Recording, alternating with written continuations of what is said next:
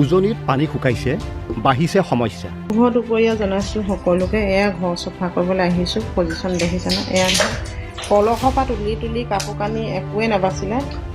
ঘৰ দুপৰীয়া আপোনালোকৰ সকলোকে ঘৰ চফা কৰি আছোঁ। কোন কেতিয়া হ'ব তাৰো ঠিকান নাই, কেইদিন থাকিব লাগিব লোকৰ ঘৰত সেইটো ঠিকান নাই। লোকৰ ঘৰত বুলিয়ে কৈছোঁ কাৰণ কেলৈ বৰ কষ্টত আছোঁ।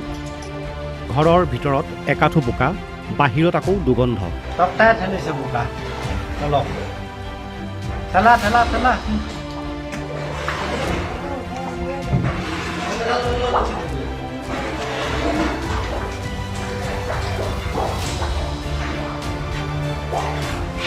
কঠিয়াই পাৰিব পাৰিলে। উটি গ'ল পুখুৰীৰ মাছ, বোকাৰে পুতিলে শাকনি বাৰী। উজনি অসমৰ ভয়াৱহ বানপানী কিছু পৰিমাণে কমিছে যদিও স্বাভাৱিক হোৱা নাই পৰিস্থিতি। অঞ্চল বিশেষে পানী শুকাইছে যদিও বাঢ়িছে সমস্যা। চাওক এইসমূহ দৃশ্য। প্ৰবল বানে ধন জন, ঘৰ বাৰী তছ নছ কৰাৰ পিছৰ দৃশ্য এয়া। উজনি অসমৰ চৰাইদেউ, শিৱসাগৰ আৰু যোৰহাট সকলোতে এতিয়া একেই দৃশ্য। পানী শুকোৱাৰ পিছত বানাক্ৰান্ত লোকসকল ঘৰলৈ উভতি হুমুনিয়াহ কহাৰ বাদে একো উৱাদিহি নোপোৱাৰ অৱস্থা। ঘৰ বাৰী, পথ উপপথ সকলোতে কেৱল বোকা আৰু বোকা।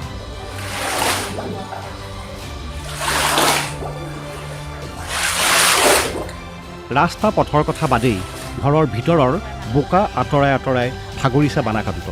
চাওক এইসমূহ দৃশ্য। এই মাহৰ মূৰত যে ঘৰটো চফা খাবকৈ কোনো হিচাপ নাই।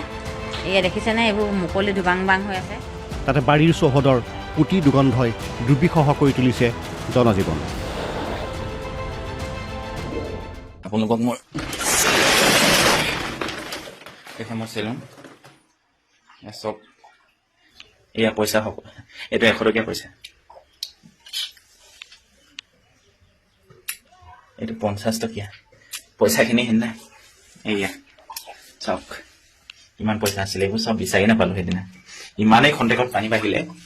এয়া চাওক এইখিনি চব 100 টকীয়া। একো উলিয়াবলৈ চান্সেই নাপালোঁ। এনেকুৱা পানী জীৱনতো হোৱা নাই।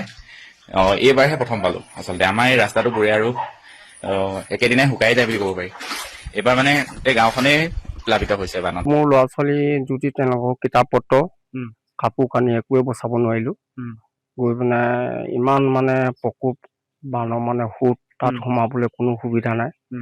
গ'লে যেন মানুহকে উটুৱাই নিব তেনেকুৱা ব্যৱস্থা। মই উপায় নাপায় মানে সকলো এৰি দিলোঁ আৰু। উল্লেখ্য, হঠাতে অহা প্ৰবল বানে উজনি অসমৰ 3 জিলাত কাল ৰূপ ধাৰণ কৰি ধনজনৰ বিস্তৰ ক্ষতি কৰে। বানত উটি গ'ল গৰু ছাগলী, গাহৰিৰ লগতে অলেখ পোহনীয়া জীৱ জন্তু। বিধ্বস্ত হ'ল জিলা 3খনৰ শতাধিক কুকুৰাৰ ফাৰ্ম, ছাগলীৰ ফাৰ্ম।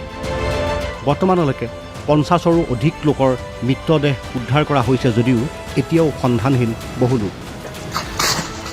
এইসকল বানাক্ৰান্তই এতিয়া কিছু পৰিমাণে চৰকাৰৰ পৰা খাদ্য সামগ্ৰী পাইছে যদিও অনাগত দিনবোৰত কি খাই জীয়াই থাকিব তাক লৈ চিন্তিত সৰ্বসাধাৰণ। কিয়নো পানীত নষ্ট হ'ল ধানৰ ভঁৰাল, উটুৱাই নিলে পুখুৰীৰ মাছ, একেদৰে বোকাৰে পুতিলে পথাৰৰ ধান, ঘৰৰ শাকনি বাৰী। চাওক পুনৰ এই দৃশ্যসমূহ। বহুত দুখৰ কথা। আমি 1 বছৰৰ কাৰণে আপোনাৰ যিখিনি আমি ফচল গোটাওঁ সেইখিনি গোটেইখিনি নষ্ট হৈ গৈছে এই বানত। তাকে আমি এতিয়া পিছ মুহূৰ্তৰ দিনখিনি আমি কেনেকৈ আমি খাম, কি কৰিম, কেনেকৈ গোটাই আনিম সেইখিনিকে আমি চিন্তা কৰি এতিয়া পাৰ পোৱা নাই। হ'লেও জীয়াই থকাৰ তাৰণাত সকলো দুখ কষ্ট একাষৰীয়া কৰি বানে ধোৱা ঘৰখন চাফ চিকুণ কৰি পুনৰ সাজু হৈছে ভৱিষ্যতৰ বাবে এইসকল লোক।